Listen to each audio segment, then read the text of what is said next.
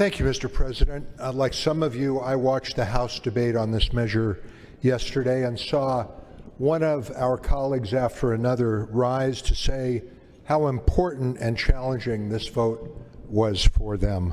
I'm in that camp as well, and we all know how important it is.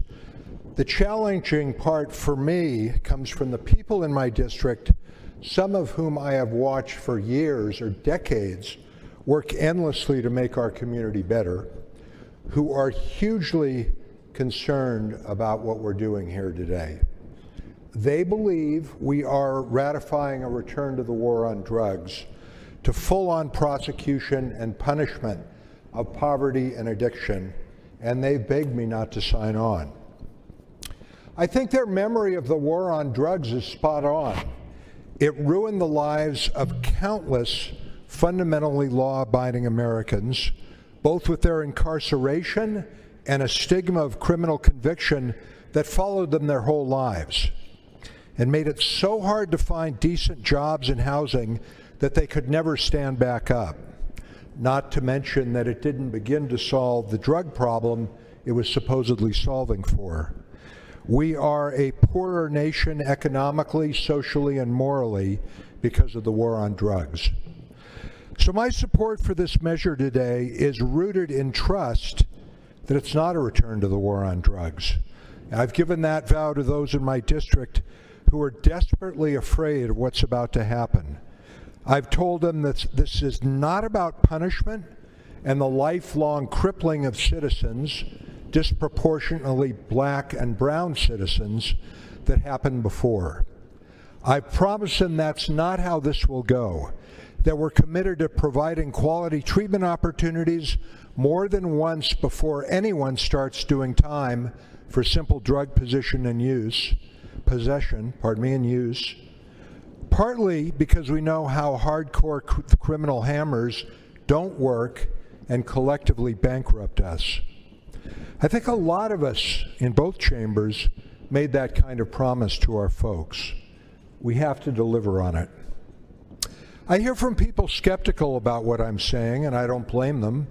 They've heard plenty of broken promises in past years, and the real fact is we've never been here before, so we don't know with certainty how this will all unfold. More to the point, it's going to take major, sustained investments in various elements of treatment for us to deliver on this pledge. That's what the previous bill was about. And quite likely, we're going to have to sustain this, possibly boost that effort for years to come going forward. And we all know that's not going to be easy with our oversubscribed general fund. We have to find a way to do it if we're going to deliver on the key promise that we'll continue to grapple with addiction and poverty more with a public health lens than a lock 'em up attitude. With my yes vote, I'm reaffirming my pledge that this bill will not lead to prosecution and incarceration for users. I'm not talking about dealers here, that's a whole different conversation. For users who aren't offered realistic, accessible opportunities for treatment. That if they genuinely strive towards recovery, they will not be branded for life with the stigma of criminal records that block their successful re-entry into our communities so that they can have a shot at quality lives. That we will not abandon our commitment to the investments needed to make all that happen. That's the pledge that I ask you to share with me, colleagues. And there's one provision here that can help with that. The good senator who just spoke to the monitoring functions of this bill.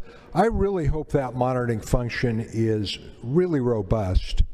Perhaps LPRO could involve themselves to a significant degree so that we assess the real, practical, on-the-ground impacts of this new law as it rolls out. If there's evidence that whatever our intentions, implementation of this bill starts resembling the war on drugs, it is on us to make change more rapidly than this institution usually does. The people in my district expect me to keep my promises, and that's true of every one of us here. Let's do that every way we can as we move into an uncertain future. Thank you. Thank you, Senator.